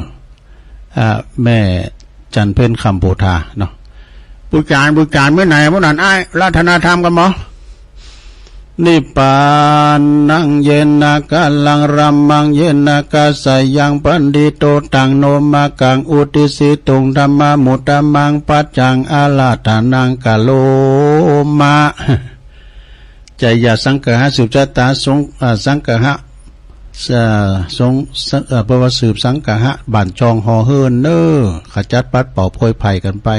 เอาฟังตามก่อนนะโมตัสสะภะคะวะโตอะระหะโตสัมมาสัมพุทธัสสะตัตตากุลัญจลัญจนาติอิมังสัตตาเจตวันเนวิหาลันโตอันตโนอาภิกาตังกาเทสิสัทธโวดุลาสัพปุลิสัตทั้งหลายปางเมื่อพระพุทธเจ้าแห่งเราพงสาธิตสำราญอยู่ในขันธกุฏี อันมีอยู่ในเจตวันนะอาลามวันนั้นอันว่าเจ้าภิกขุทั้งหลายได้500 ตนก็มาเจียนจ่าซึ่งกันไปมาว่าอาวุโสดุลาตันทั้งหลายอันว่าพระพุทธเจ้าแห่งเราก็เตียนย่อมมีคุณแก่คนทั้งหลายในโลกนี้อันตะลงยังเปียติโลกามากนักสันนิพาเจ้าภิกขุทั้งหลายพงเจียนจ่ายังไปตันแล้วดังอันพังกาวาอันว่าพระพุทธเจ้าได้ยินด้วยหูทิพย์แห่งตนก็เสด็จลีลามาสู่ที่ตำกลางเจ้าภิกขุทั้งหลายก็สาธิตนั่งเหนือเต้นแก้วอันงาเรื่องงามนะพระก็แสงธรรมมาแสงจาตามซึ่งเจ้าภิกขุทั้งหลายว่าภิกขเวดุลาภิกขุทั้งหลายมวลหมู่ต้านต่างหลายกล่าวอูกันเยื่องใดกันจาไปต้านแล้วหันพาโตนแก้วมาจวนใส่ลวดยังไว้เสียนั้นจาเมื่อนั้นพาเจ้าภิกขุตนองค์อาจก่อผู้จบฉลาดด้วยโวหารก็มาเล่าตั้งแต่เก้าสุดไปในเมื่อพระพุทธเจ้าก็เทศนาธรรมอันเป็นอาติตาลวงแล้วมาอาติเตภิกขเวปัตตาเลปุตตานักขเล จิติปัลลังกาตัลลิตวะอาโหสีดังนี้เป็นต้นว่าภิกขเวดุลาภิกขุทั้งหลายในอดีตการข้ามหลวงพ้นไปนานแล้วยังมีเมืองอันหนึ่งชื่อว่าปัตตาลีบุตรหากเป็นเมืองใหญ่กว้างโหนแจ้งไตรลาดปูเลนั้นยังมีบ้านหนึ่งชื่อว่าปัญจตุปกรรมก็มีแลยังมีด้านเศรษฐีผู้หนึ่งมีนามว่านาโคตมหาเศรษฐีมีลูกอยู่3 คนผู้พี่นั้นมีชื่อว่านางใจยาสีอุดมผู้ท้วน2นั้นมีชื่อว่านางสิมมา ส่วนอ่านว่าน้องล่านั้นเป็นจายามีชื่อว่าใจยากุมารก็ไม่แลอ่านว่าพี่น้องแห่งเจ้าอันว่าพี่แห่งเจ้าใจยาสังเจ้าใจยากุมารทั้ง2นั้นก็หากมีรูปโสภาอันงามมากนากกรรมอันนั้นก็เล่าลือสาพากฏไปลอดหูเต้าไปยาตังหลายในจุมปูตีบตังมวลหันแลเมื่อนั้นอันว่าเต้าพญาต่างหลายก็ปากันนำเอาเครื่องปัณนาการมาฝากมากนักก็มาขอเอาไปเป็นราชเทวีโดยได้เป็นมหาได้เป็นมาเหสีแห่งเต้าพญาเมนนางนาสานมได้66,000 นางมาเป็นนางบริวารก็ไม่แลส่วนอันว่านอโปติสัจเจ้าใจยากสังกาหากุมารปางนั้นมีพยาปัญญามากนาก หากจบฉลาดโดยเป็ดต่างลายต่างมวลได้เป็นหมอยาหาผู้จักมาเพียบเทียมบ่ได้แลยังมีได้วันหนึ่งเจ้าจะเดินไปแอวไปตามในหมู่บ้านแห่งหนึ่งก็ไปปะหันใส่ยางนางผู้หนึ่งมีรูปงามยิ่งนักหากว่านางตาลงปายาที่อันหนึ่งตามหนโลกว่าตาแจงหันแลเมื่อนั้นเจ้าใจยาสังกาหะกุมา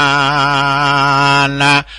ก็มีความสงสารและสิเนหาปิยาลักอย่างนางมากนักเจ้าก็มาผสมอันเอายากาตำดูแล้วด้วยแก่นจันแดงแล้วก็มาแต่งแปลงโดยสิบปากุลแห่งตนโดยนาดน้ำต่างหลายแล้วก็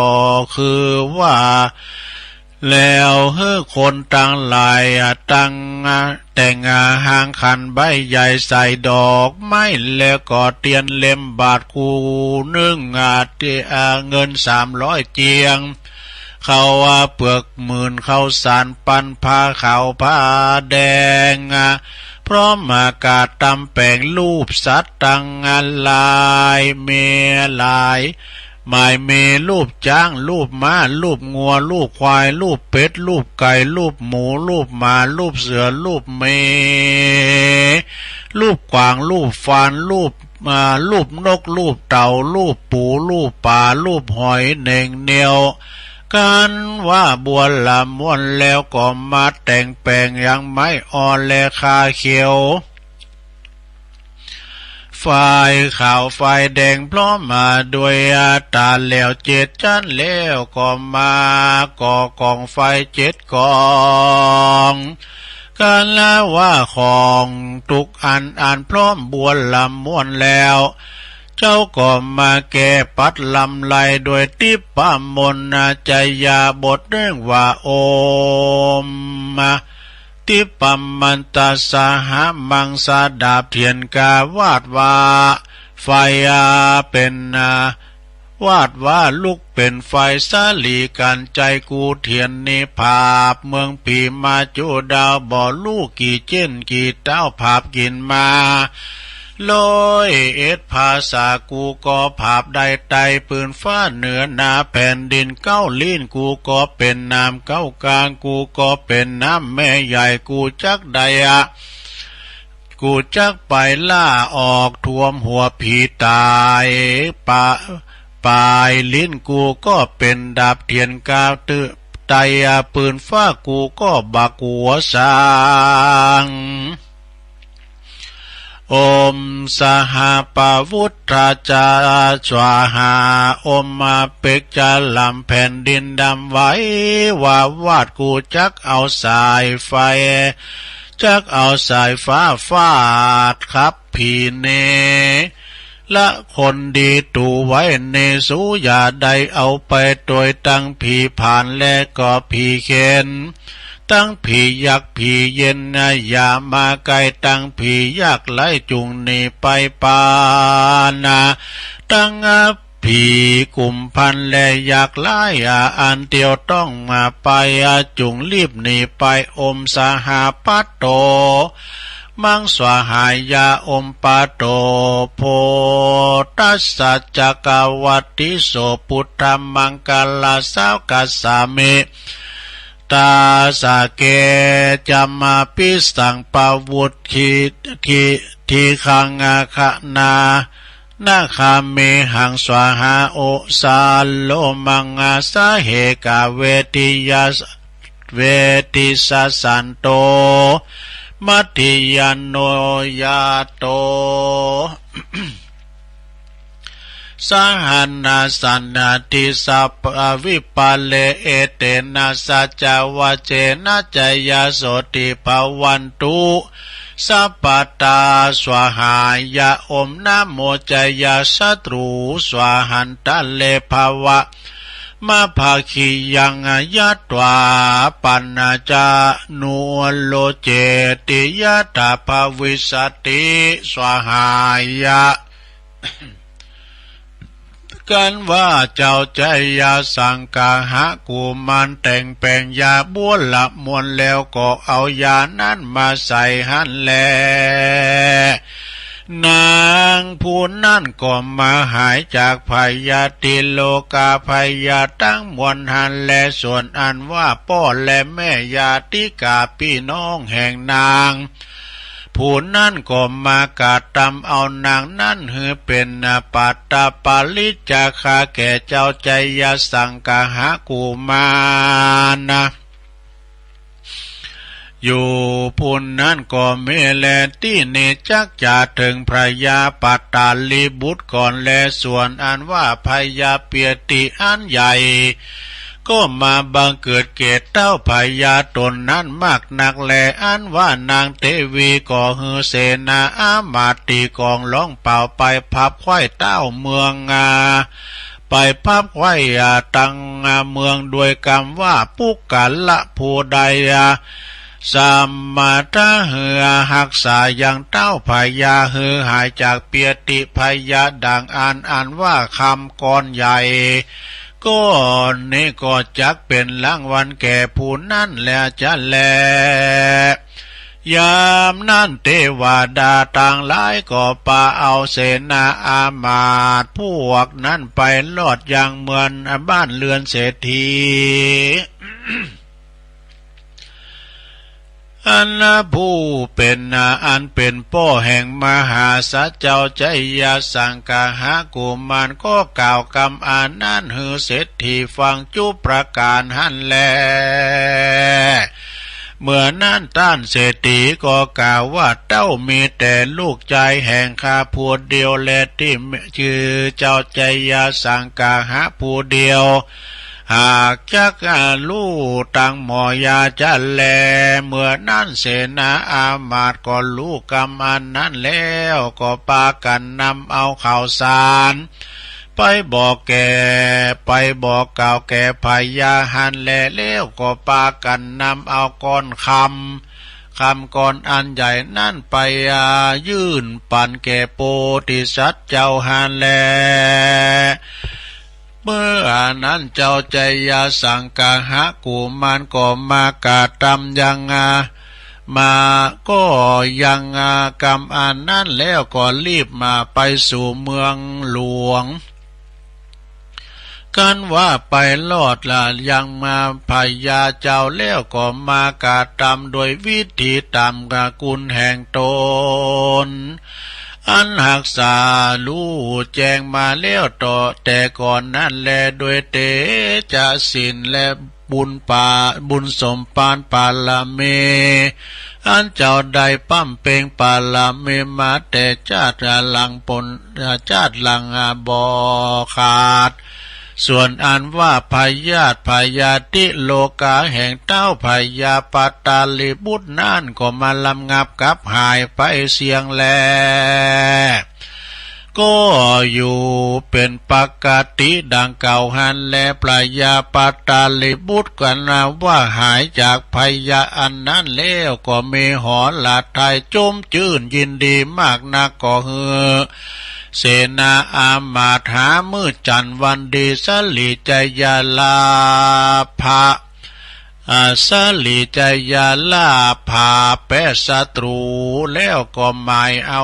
หามายังมากกันตากาตัวเลิศแล้วผ่านดาป่าดาด้วยเครื่องแก้วเจียงคานปานจักดังจักบินสวานขึ้นบนเมืองฟ้าในโลกลา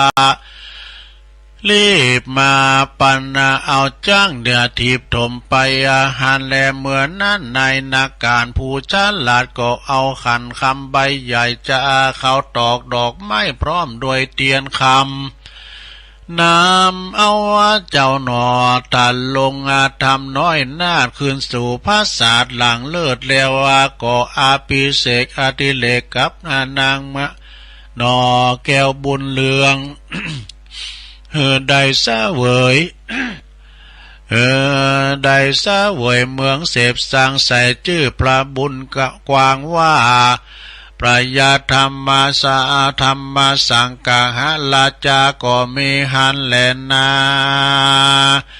อันว่ามหาสัจเจ้าก็อยู่เสวยสัมปติอันจ้อประกอบไปด้วยราชธรรม10ประการฝนฟ้าก็ตกจอบตามฤดูกาล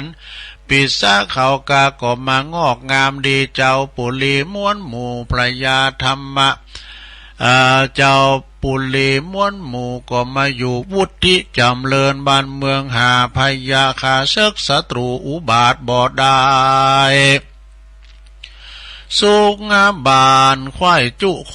นก็เมแลพิขเวดุลาภิกขุต่างหลายกูปลาตาถากาตะปางเมื่อได้สร้างสมปานเมื่อก่อนได้เกิดมาเป็นพระยาธรรมจยะราชากษัตริย์นั่นก็ได้พายโพดฝูงเต้าพระยาเสนาอามาตย์ยิ่งใจต่างหลายหายเสียอย่างเปียติโลกาพยาตั้งมวลก่อโดย10ประกุลแห่งตนอันใดปั้มเปงมาแต่ก่อนนั้นแล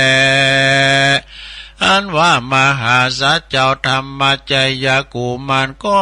เหือตันรักษาศีลภาวนาไปบ่ขาดตลาดต่อเตาเสียงอายุแห่งตนก็ได้ใบบางเกิดจัดฟ้าตาวัดติงสาก็มีประการดังกล่าวมานี่แหละนาปัตตาลิพุทธลัจจาโมคคัลลาโนสุทธาโทสุทโธทานโนสิลิมหามายาจยาสังฆหาลาจาสัมมาสัมพุทโธโลกานาโทเอวังทาเลทะจาตะกังภิกขเวดุลาภิกขุต่างหลายอันว่าพระยาปัตตาลีบุตรผู้หายจากพยาธิโลกาวันนั้นใสคือหากมาได้มาหาโมคคัลลานาเถนในกาลบัดนี้แลนาส่วนอันว่ามหาเศรษฐีอันเป็นพ่อและแม่แห่งเจ้าใจยาสังฆหะวันนั้นคือหากมาได้พระยาสาลีสุโธทนะและนางสาลีมหามายาอันเป็นพ่อและแม่แห่งพระตถาคต ในกาลบัดนี้แลนาใจยาสังกาหาลาจาอันว่าพระยาใจยาสังกาหะวันนั้น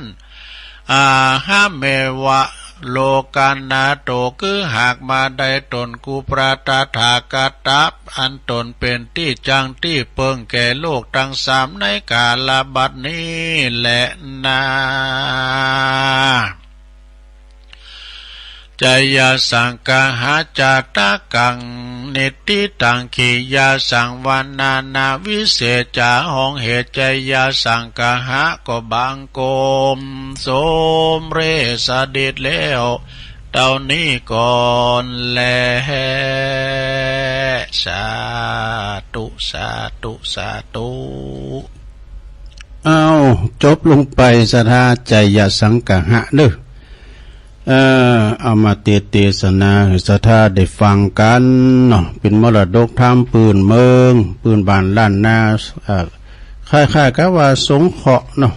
คือว่าสังกะหะปะปึกสิ่งเป็นเสน่ห์จังไรให้มันหายออกไปเนาะสถาสิ่งที่เป็นมังกรเป็นมงคลเขาคุ้มเขาหัวหอเฮิรนเฮามาอยู่ดีมีสุขเหมือนกันจุปุจุคนเน้อความเจ็บไปมาไก่ความไข่จะไปมากายอยู่กัมจูปูจ้าวราพุทธศาสนาไปเหิงเมื่อนานเนาะเอาปอนให้ก่อนเน้อเอาปอนทำไว้ก่อนสัพปิติโยวิวัจจันตุสัพพะโลโกวินาศตุมาเตภวัตวันตรโยสุขีติขายุโกภวะอภิวาตานาสีลิสันนิจังวุตตาปัจจายโนจัตตาโลธรรมาวัฏันติอายุวันโนสุขังปะลังเอาแล้วอยู่ดีมีสุขเนอะเต็ดนำเต็ดทำไปวันพุกก็เสาะมาแถมนะวันพุกนี่ก็ตอนเจ้าที่แรงตัวลุงว่าจะอ่านในเริ่มให้ดับบัดแต้นเนอะสถาเนาะมันมี13ข้อกันนะกติกาแล้วก็ที่เขาจะมาหับกฐินในวันที่26นี่นะที่วัดม่อนฤาษีเจ้านี่ได้บอกเบอร์โทรซ้ำก็ลืมให้นี่เดี๋ยวเก็บปากกาไว้เด้อบอกเบอร์โทรที่จะมาติดต่อสอบถามเกี่ยวกับกฐินลงทางว่าใจกฐินโต๊ะข้างอันนั้นมันก็ทงลงทางวันในโต๊ะกฐินนี่ก็พอสมควรเนอะสถากองเนี่ยก็ตั้ง30,000ขึ้นไปนะแต่เป็นมีกฎกติกาเนอะสถาเนอะที่เปิ้นมีแต่ที่เปิ้นทำแล้วก็แล้วไปปันหอมตีตุเตือนตัวหนุ่มตัวน้อยที่เป็นวัดน้อยวัดเนี่ยนะมาหับกันเนี่ยนะเนาะสนจิตสนใจก็มาเนอะวันที่11เป็นจะประชุมนะวันที่11เดี๋ยวจดเนอะปากกาไม่เลยยังเบอร์โทรของพระครูสุเมธธรรมเสวีแล้วก็ท่านพระครูมานสุทธิกรนี่ติดต่อสอบถามเปิ้นได้ทำได้มาก็จองไว้ก่อนนี่นะจองจือจองวัดไว้ก่อนนี่นะวัดผมยังบัดได้เด้อเนอท่านอาจารย์นี่นะเดี๋ยวขอจองขอขึ้นเส้นขึ้นทะเบียนไว้กรรมนี่นะเนาะเดี๋ยวจะบอกเบอร์โทรเหรอนะเบอร์โทรของท่านพระครูสุเมธธรรมเสวีเจ้าอาวาสวัดปากตั้งสมาคีมอนฤาษีเบอร์โทรศัพท์084จดนะหลวงเด้อ084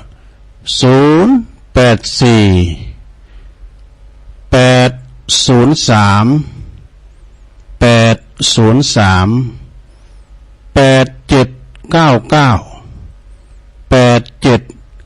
8799 เลขงามเด้อโปรดฟังอีกครั้ง8799 อันนี้เป็นเบอร์โทรของ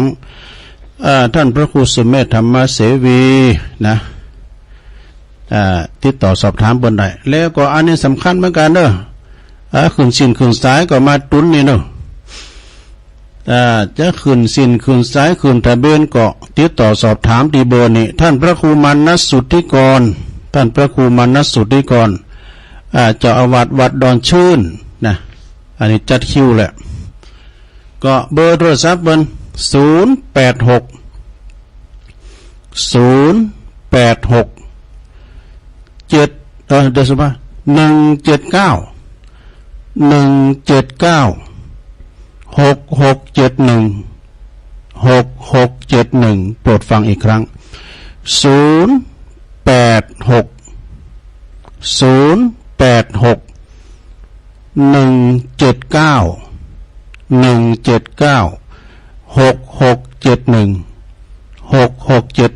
นี่อันนี้นะติดต่อสอบถามเบอร์ใดเนอะสถาถามมันดึกดูนกลางคืนก็เอาไว้เป็นเจ้าก็ก้อยโทรทำกำหนึ่งนะอาจารย์เปิ้นก็ช่วยเป็นตัวเจ้าธรรมดานะเปิ้นก็สอนหนังสือพันเนนตัวอีกนะถึงเอาไปติดต่อสอบถามขึ้นทะเบียนไว้เนาะ300 วัดนี่นะแล้วก็วันที่11เปิ้นจะประชุมกัน 8 โมงเนอะปาตุลงมาประชุมปจานมาตัวก็ดีนะแล้วก็เฮามาสยอสตั้งเลนกันเนอะวันที่26น่ะลืมบอกวันไปวันที่26ก็เป็นวันโกนก่อนวันเดือนยี่ปิงวันห่างนะครับ26 พฤศจิกายนเปิ้นก็จะได้ตอดกฐิน300 วัดเนอะเดี๋ยวเปิ้นมาเหตุเฉพาะเขตจังหวัดเชียงใหม่วะนะอันนี้ท่านนายกอบจเชียงใหม่เนอะเปิ้นก็จะมากุปีนี่มาลาหน่อยก่อนไปยังเนาะมาช้าดีกว่าไม่มาสถาก็ถ้าว่ามีวัดใดแม่เขาพองเขาว่าวัดเฮาผมได้ตะดุกฐินไปถามตุปีลงสมปานเจ้าวัดถามตุลุงตุปีเขาเด้อตัวเจ้ามีตุนเดียวนะดูก็หามาทำ4นะหามาทำ4เป็นพระกรรมการพระอันดับเลยเนาะพระที่เป็นสักขีพยานในวันที่26เนอะสถาเฮาก็จะมาย่อนจอมบาทนะกำหนึ่งตัวเดียวเนี่ยไปได้300 วัดนะในวันที่25นะลืมกันนะมาจอมกันได้นะมาจอมเป๊กเดียวกว่าถึงวัดเป๊กเดียวกว่าถึงวัดนะหรือว่ามีสัตว์ทั้งย่อยเอาสัตว์ทั้งใบสาวมาได้ปนตัวมือหื่นแหลกนะซะได้เนอะปีแล้วนะสัตว์ตั้งเหรียญบาทเหรียญ5เหรียญ10กองกุกองโกดเนอะกองโงนนะปนมาหื่นแหลกนะถ้ามีแล้วก็ซ้ำดีปีแล้วในตัวลุงมันว่าใส่ได้100ปลายกันนะแต่ตั้งเหรียญ100 200 300ก็ฮะ300ปีสตั้งเหรียญนี่ก็ซะได้นะก็เอามาแลกกับพี่ก็ได้เนาะในวันที่26เนอะวันที่26ก็มีงานบุญหลายตีเปิ้นจะมาตอดกฐินเนี่ย25 26เนี่ยหลายก็ไปกินแปดตานกันเนอะซะได้เนาะงานบุญใหญ่อย่างนี้นี่หาได้ยากเนอะที่เขาจะไปจอมบาทจอมสตั้งถึง300 บาท300 วัดนี่นะวันพุธก็เอามาอ่านเนาะสถารายการเจ้านี่นะรายละเอียดเนาะกติกาเป็นจะฮือพองนี่นะตัวลุงก็จะมาอ่านโทนทำกรรมหนึ่งทีแรกจะอ่านว่านี่ทำกรรมมันเวลามันพอเด้อเนาะเวลามันหน่อยไปให้ละนะสถาญาติโยมเปิ้นก็บอกว่าอายุ10 ปีถึง90 ปีนี่นะเปิ้นมีเว้นวรรคเนาะถ้า90 ปีนี่ก็เฒ่าแก่นะแก่10 ปีเนี่ยอายุ10 ปีแรกเนี่ยเป็นวัยขนองว่ะลิ้นมอยมิดเหนื่อยนี่นะเนาะเป็นวัยคือขนองเปิ้นฮ้อนก็บ่ฮ้อนเปิ้นหนาวก็บ่หนาว20 ปีนี่หรอเต็มเปิดด้วยความหักว่ะแอวสาวแอวหยังกันเนี่ยกะไปแอวก็เมโตแม่เมโตปอมก่อนเพราะว่าเมโตแม่โตปอดเป็นแฟนกันเวลาว่าวัยว่า30 ปีนี่หรอมีขอบโคละสร้างเนอสร้างโตเนอวัย30 ปีนี่กำลังจะหามาได้เก็บหอมรอมริดเวลาว่า40 ปีนี่หรอกำลังก้าวหน้าเด้ออยากการทำงานสร้างหลักฐานสร้างฐานะสร้างหลักฐาน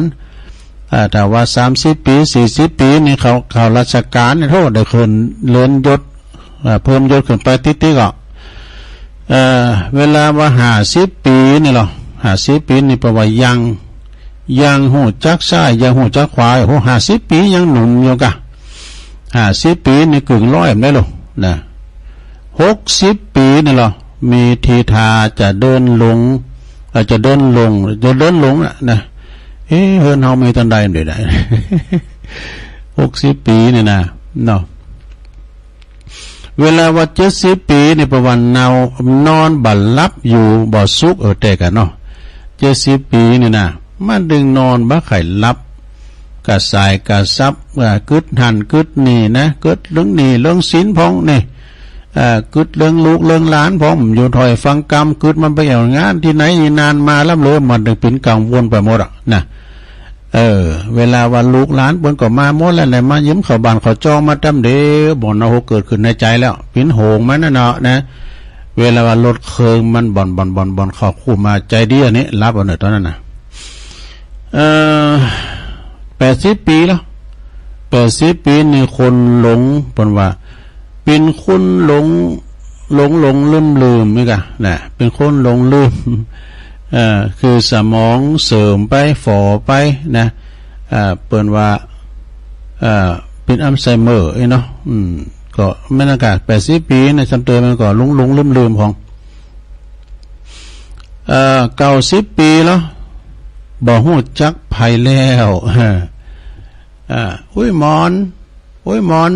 จำเจ้าใดก่อนอีสีมึงไปไหนมานี่ ใจนะสีน่ะเป็นแม่ดูเนี่ยอันนี้หมอนอันนี้เป็นเลนหมอนนะกะมันก็ไม่ใครฮู้จักไผเนาะปึงเปิดได้ว่า10 ปีอาบน้ำยังบ่อนหนาว20 ปีแอวสาวยังบ่กายนี่30 ปียังบ่หน่ายสงสาร40 ปีเยการเหมือนฟ้าแพะฟ้าผ่า50 ปีสาวน้อยด่ายังบ่เจ็บใจวะนะ60 ปีนี่ไอเหมือนฟันโขก70 ปีนี่บ่โหกติ้มโต80 ปีไข่โหเหมือนไห่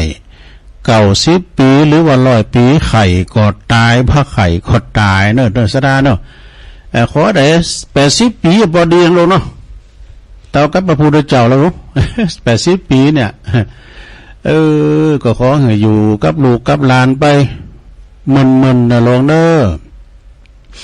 อยู่กับละอ่อนตอนเต้นเขาเนี่ยเฮาก็ไม่ต้องไปแซมเขาอ่ะเนาะปล่อยเขามันอยู่ของเขาแล้วเฮาก็ถ่ากินเนี่ยเดี๋ยวเขาถึงห่างมาให้กินนะการไปด่าไปยังเขาเขาเย่งเขาจังเนี่ยมาได้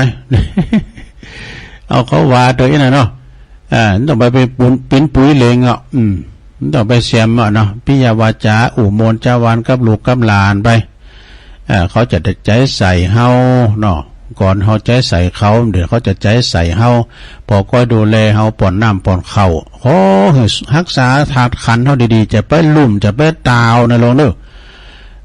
ห้องน้ำน้ำต้องไปห้ามตัวออกนะแล้วก็จะไปมัติมืนกำเกาะมันมีหาวเนาะจับลาวลาวก็หกดื้อจับลาวมันนั้นมันเป็นลาวปูก้าดาวเมืองลาวมันก็จับลาวก็วิ่งหกดื้อว่ะเป็นว่าจับหาวนะคนไทยบอกว่าจับลาว ตะกี้ก็มีแม่น้อยท่าโทกแน่ลำปางน้องเบลแม่จันศรีสุขาแจงโฮลินฝางแม่บุญศรีสร้างเล็งเนอะเจ้าไม่ได้โทรสักคำตุพวกเจ้าก็โทรมากับแม่บุญศรี13 มกราเนอะประการเนอะปีหน้าบุญนะ6 7ปุ้งปจหล่อเททองหล่อพระนะเทโคงแก้วอารามทั้ง3วัดตุ่นพึ่งอาจารย์ท่านพระมหาธีรพันธ์ธีรกิติปริญธรรม9 ประโยคเจ้าคณะตำบลหนองหลองเจ้าวัดตุ่นพึ่งพร้อมด้วยคณะศรัทธาเปิ้นจัดเททองหล่อพระพุทธรูปเจ้าปิมปาเด้อ13 มกราเมื่อก่อนแล้วก็เมพุรามเซนเด้อน้องโบนะก็ขาน้องโบตาตุ่มนี่นะพอรามเซนนี่ก็เท่าเปิ้นมักกรอนเด้อเขียนก้อนกามยังกานี่ห้องขวัญก็ได้ก็ปอทานนัดเด้อปอทานนัดขวงเป่าหมู่4นี่แม่บุญปันศพเตี้ยนี่ปลำเส้นรอบ2ก็มาหำเข้าไปแม่แก้วกาดโป่งเน้อปุ่นลำปางบุญแม่แก้วนี่ก็อยู่ลำปางได้เก่าสายแล้วเจ้านะ ตอนนี้ไปตุลุงก็จะเปิดสายดำกำเผื่อว่าเจ้าเปิ่นเต้นนี่นะเนาะก็จะเปิดทำหลอบเนาะเปลี่ยนบรรยากาศก็เดียวจบนี่แล้วก็ส่งงานน้องเจเจเนอะจะยอมหั่งเวลาสัก5 นาทีเนอะน้องเจเจท่านผู้พันผู้กองชัยพรพิมพ์สมุทรจะเข้ารายการต่อเอา0899556506เจริญปอนติดแล้วฮัลโหลไวสาจ้ะรอบแรกไม่ทันหลวงพ่อกฤษพุทธอุดมใช่แล้วโอ้โหยอดแม่จ๋าเลยได้ยินแล้วชื่นใจว่ะหลวงพ่อไม่เนี่ยผมนั่งคุยกับพระยุ่งมากเขามันอยู่เป็นเพื่อนดีกันนั่นแหละดีกันปาโมจานที่ผมกันเลยครับจานที่ผมที่ผมกันเลยมันไม่ชัดเจนเลยอะไรนะมันอยู่ไหลหาที่หน่อยโอ้โหไหลมันขึ้นมันไม่ตรงหลวงพ่อถวายความเคารพนะครับอันนั้นนั่นไข่สัตว์เพราะว่าคืนบนระดับเจริญปอนติดแล้วสวัสดีครับผมตั้งใดจ๊ะปออกโทรจากใหม่สารปีครับนมัสการใหม่สารปีมีตั้งใดเป็นใหม่สารปีตาวังตาลครับตาวังตาลบนปอนั้นเนี่ยมันนั้นยัง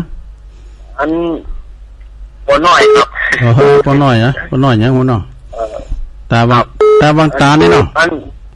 ครับตาวังตาลครับอันไข่อ้วนหน้าขยันเตียนท่านตุลุงวาเมื่อกี้เนาะพี่หวานอัน10 ปีอาบน้ำหนาว20 ปีเอา3ไกล30 ปีหลายสงสาร40 ปีเหตุการณ์มันผ้าผานะ50 ปีสาวน้อยดำ7 ใจ60 ปีไอ้เหมือนพันโขก70 ปีตกเป็นโซ80 ปีใครหูเหมือนไฮเนาะ90 ปีใครก็ตายเนี่ยอันนี้มันเป็นกฎไตรลักษณ์จังทุกขังอนัตตาแน่นอนถูกต้องเลยในจัง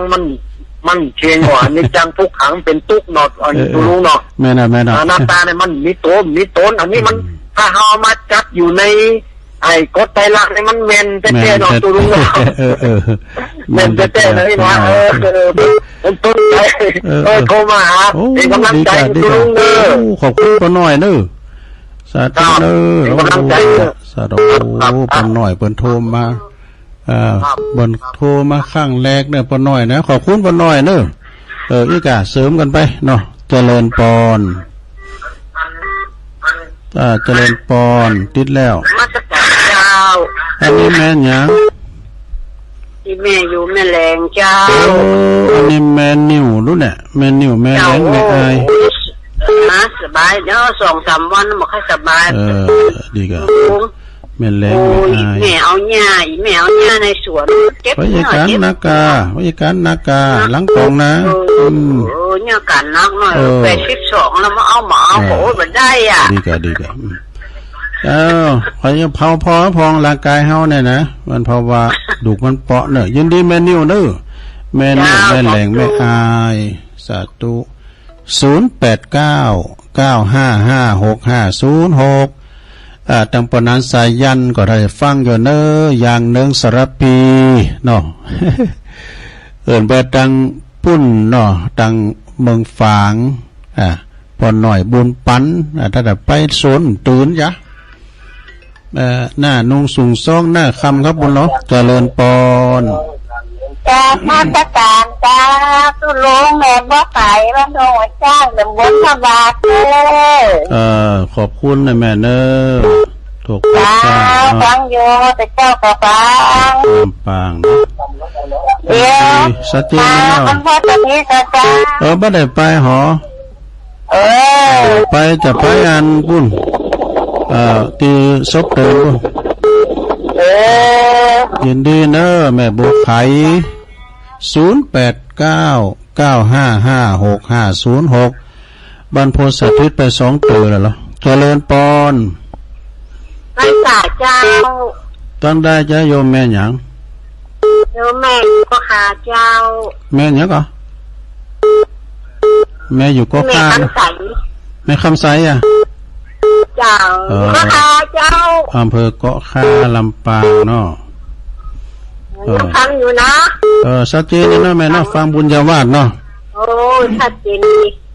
โอ้เท้าโอ้ถึงอย่างตายนี่มันต้องจะพ้นเนาะแต่แม่เนาะทางนั้นผ่านนั้นปลาไก่อู้ตะกี้เนาะตายไปแล้วมันต้องได้อย่างไปตัวเนาะโอ้แม่อย่างไปสักอย่างอ่ะอย่างคุณบ่านะคะ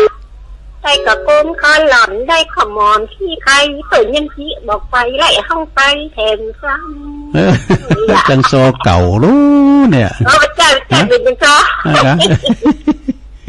ข้าวหอมคอเลยได้เขาท่า